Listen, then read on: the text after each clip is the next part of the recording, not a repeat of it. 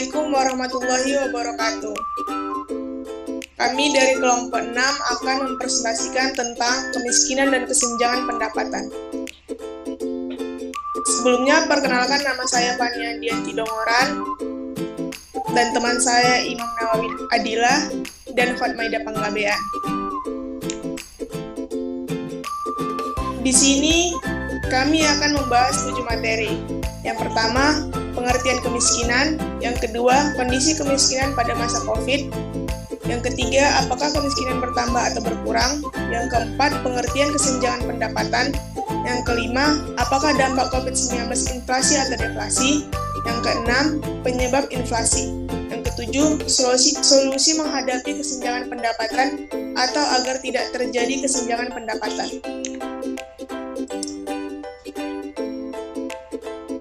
Yang pertama, pengertian kemiskinan.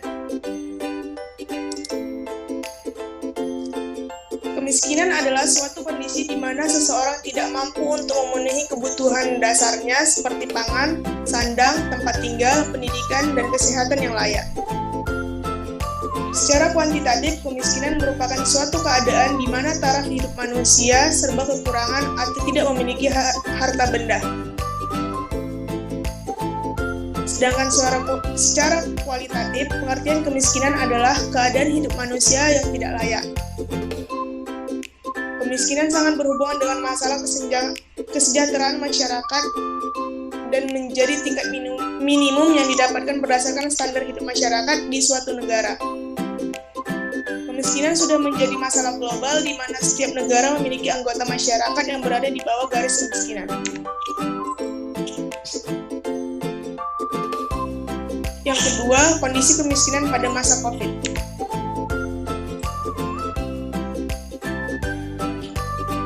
Angka kemiskinan di Indonesia meningkat pada pandemi COVID-19 atau virus corona telah ditetapkan sebagai bencana nasional oleh Presiden Joko Widodo. Pandemi ini pun berdampak cukup signifikan terhadap berbagai sektor kehidupan yang tak terkecuali terhadap perekonomian Indonesia yang turut terkena imbasnya.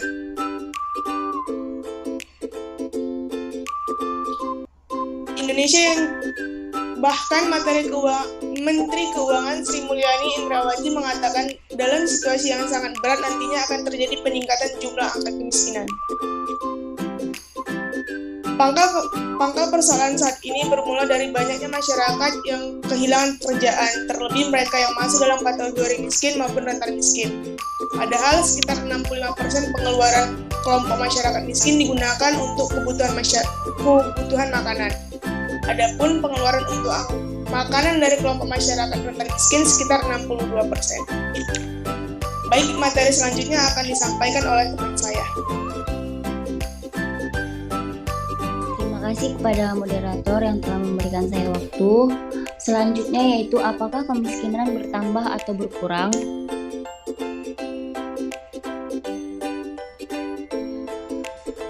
Jumlah penduduk miskin di Indonesia terus bertambah seiring dengan pandeminya corona yang memukul perekonomian. BPS mencatat angka kemiskinan di tanah air pada September 2020 bertambah 2,76 juta orang menjadi 27,55 juta. Kepala BPS Suharyanto mengatakan bahwa pandemi membawa dampak yang luar biasa buruk terhadap perubahan perilaku, aktivitas ekonomi, dan pendapatan penduduk. Dengan tambahan orang miskin, persentase penduduk miskin pada September 2020 sebesar 10,19%. Ujarnya dalam konferensi pers profil kemiskinan di Indonesia September 2020 secara virtual, Senin 15 bulan 2. Suharyanto menjelaskan bahwa COVID-19 menyebabkan pertumbuhan ekonomi terkontraksi, laju inflasi rendah, harga eceran beberapa komoditas pokok berubah, tingkat pengangguran terbuka naik, dan persentase pekerja setengah pengangguran naik, sehingga penduduk yang jatuh ke dalam kemiskinan bertambah.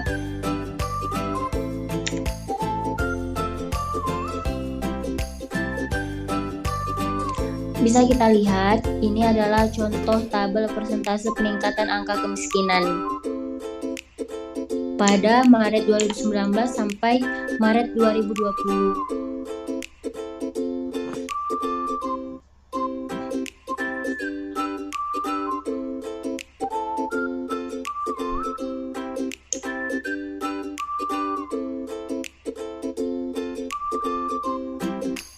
Selanjutnya yaitu pengertian kesenjangan pendapat.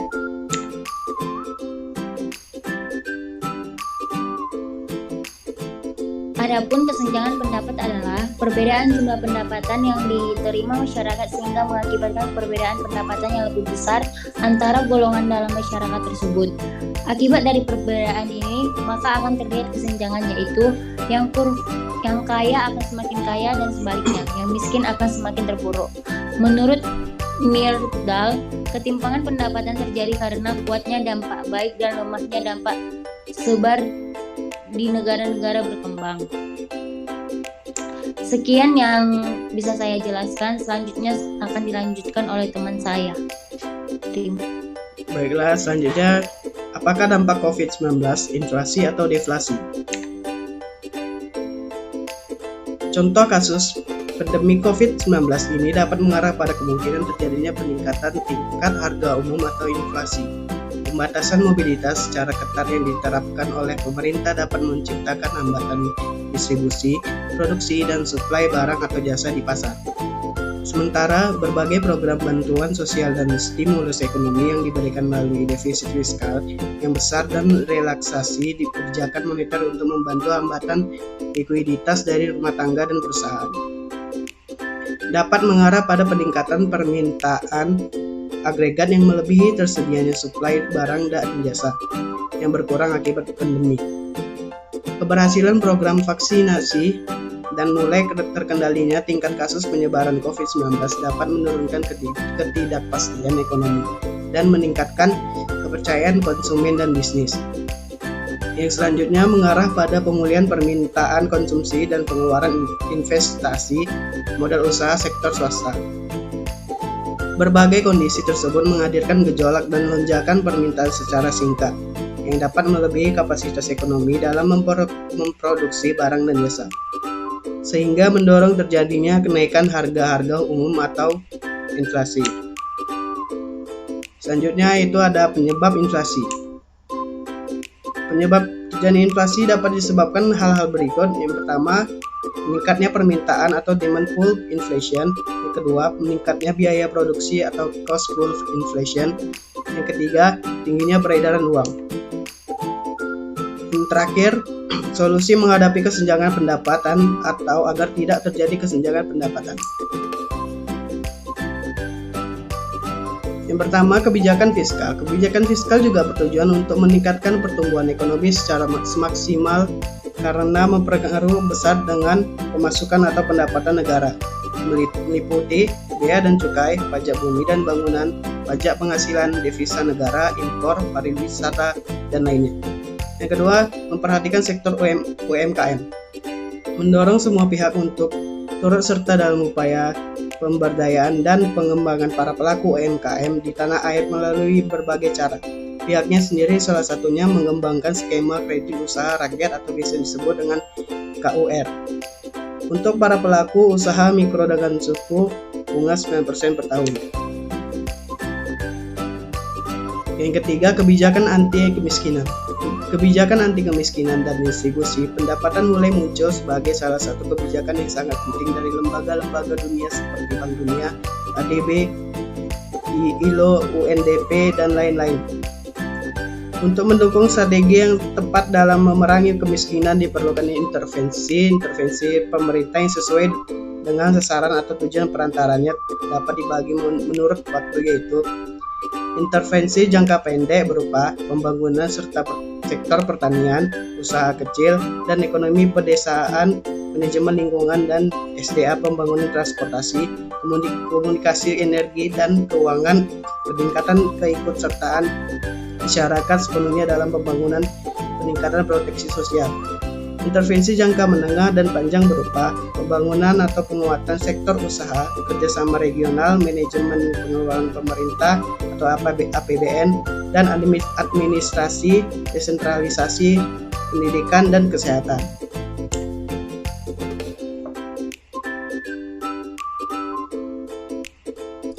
Baik, demikian presentasi yang dapat kami sampaikan. Apabila ada kesalahan kami mohon maaf. Kami tutup dengan wabillahi taufiq wal hidayah. Wassalamualaikum warahmatullahi wabarakatuh.